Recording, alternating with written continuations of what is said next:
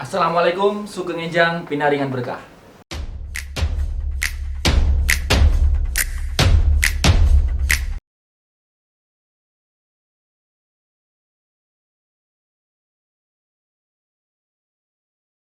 Ketemu lagi di video YouTube Ridwan Jogja yang akan membahas tentang seputar dunia intelijen, kontraterorisme, dan sosial budaya. Semoga video-video ini nanti akan bermanfaat buat kita semua.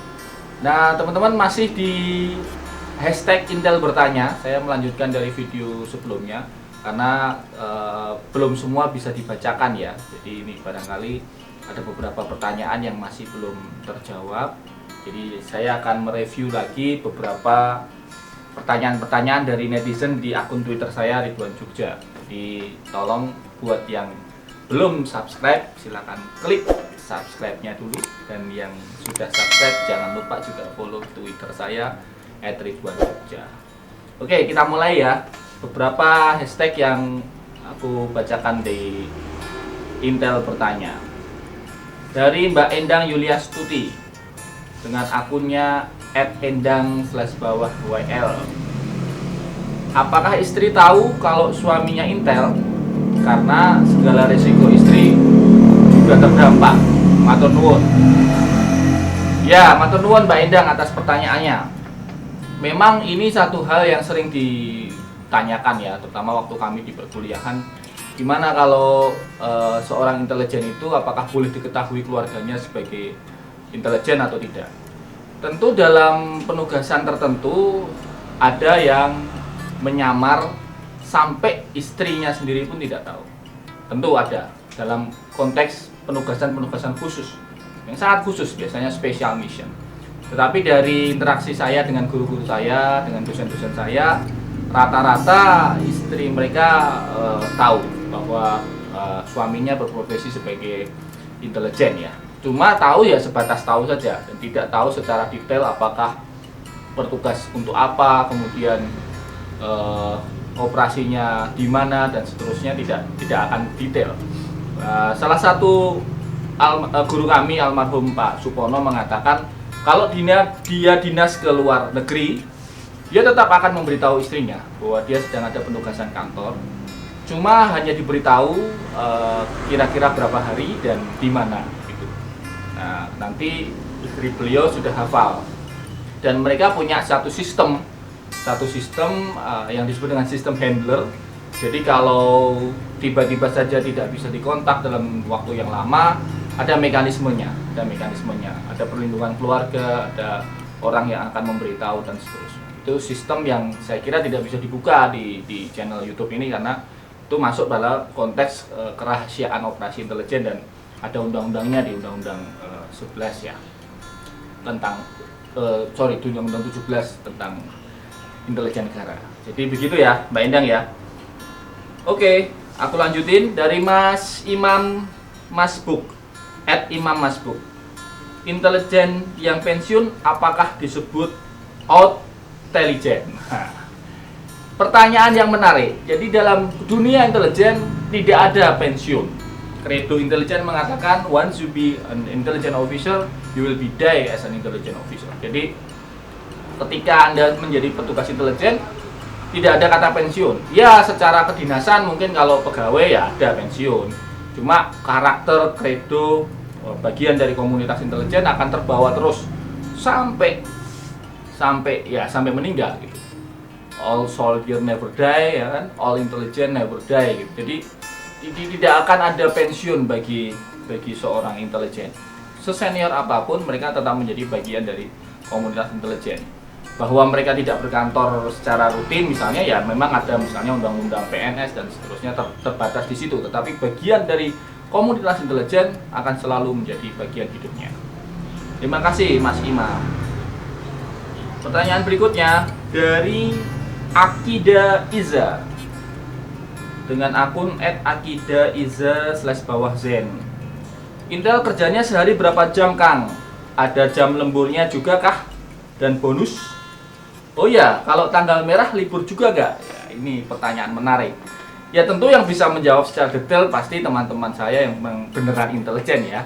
Saya kan belajar intelijen sebagai ilmu. Tapi setahu saya intelijen dalam konteks operasi tidak ada libur. Ya mereka dalam konteks operasi bisa saja mereka ya, setahun 2 tahun ditugaskan di satu wilayah tertentu, di satu provinsi tertentu atau satu negara tertentu, yang mereka ya daily activity-nya adalah tugas gitu. Pekerjaan sehari-harinya adalah tugas, jadi tidak ada kata libur. Soal bonus, soal gaji dan sebagainya mereka punya pengaturannya ya, dan tentu ada mekanisme aturan bakunya, dan saya tidak tahu detailnya.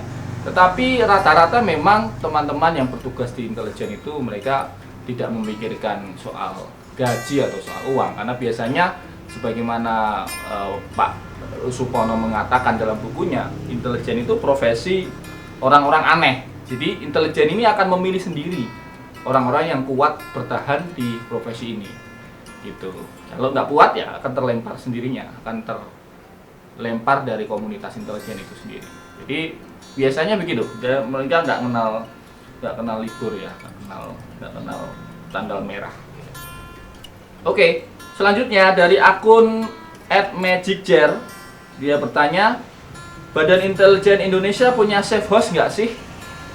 Baik di dalam maupun di luar negeri. Apa itu safe house? Ini pertanyaan yang menarik ya. Jadi safe house itu adalah secara sederhana disebut sebagai rumah aman.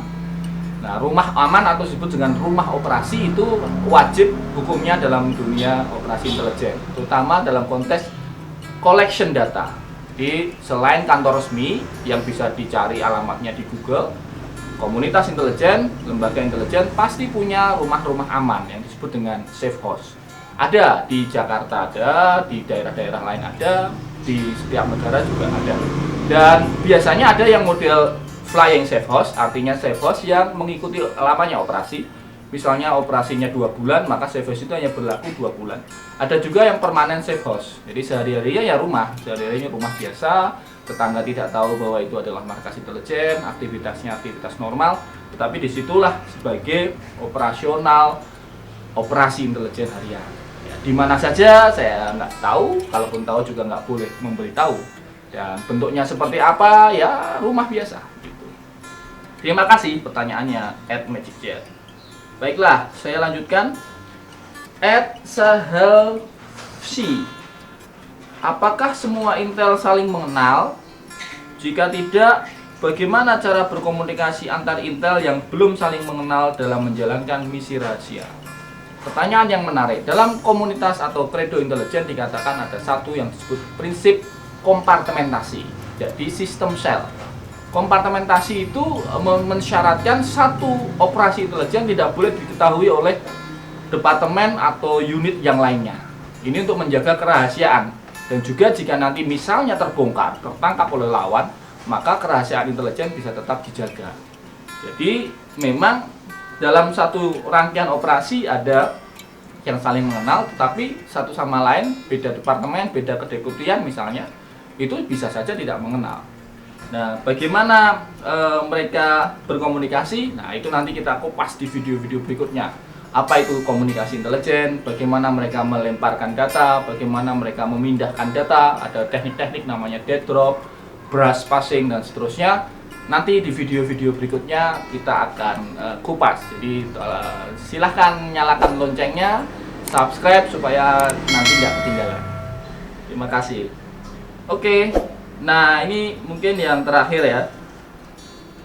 Dari Dewa atau @neospeak.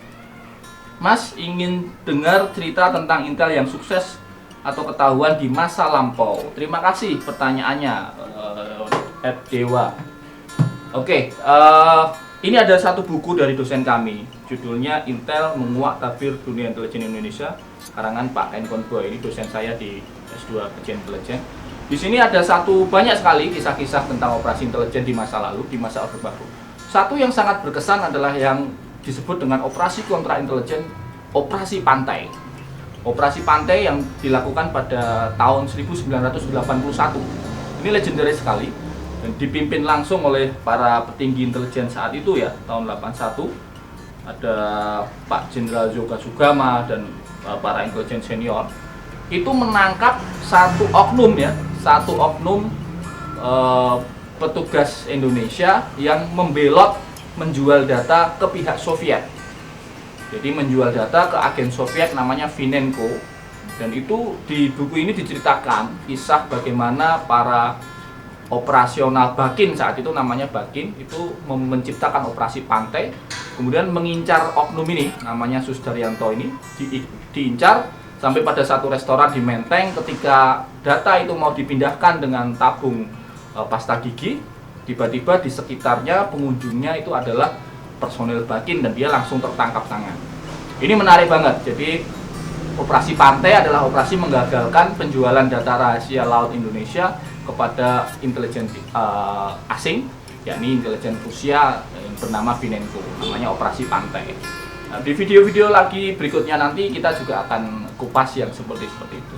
Oke, jadi saya kira itu aja yang kita kupas di video kali ini.